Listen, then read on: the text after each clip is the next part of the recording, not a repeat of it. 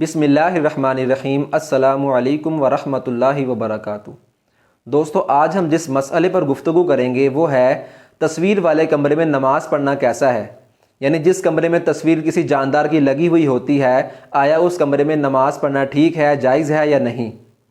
Video کو آپ and تک دیکھیے گا، اس کو زیادہ سے زیادہ لائک اور شیئر کیجیے گا اور چینل کو لازمی سبسکرائب کیجیے گا تاکہ نیکسٹ آنے والی ویڈیو کا آپ کو نوٹیفیکیشن مل سکے۔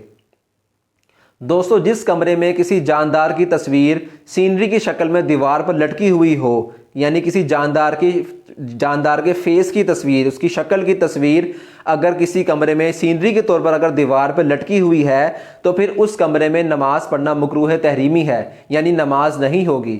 آپ اس تصویر کے اوپر کوئی چادر ڈال دیں، کوئی کپڑا ڈال دیں یا اس تصویر کو الٹا کر کے رکھ دیں، پھر نماز ہوگی۔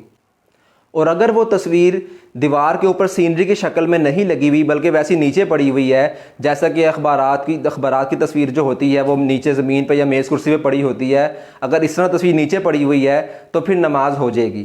لیکن بہتر یہ ہے کہ آپ ایسے کمرے میں نماز نہ پڑھیں جہاں پر تصویر کوئی موجود ہو۔ آپ کسی الگ کمرے میں نماز پڑھیں، نماز کا کوئی الگ کمرہ بنائیں جہاں پر ٹی وی وغیرہ اور اس طرح کی تصاویر دیواروں پہ یا نیچے نہ پڑی ہوئی ہوں۔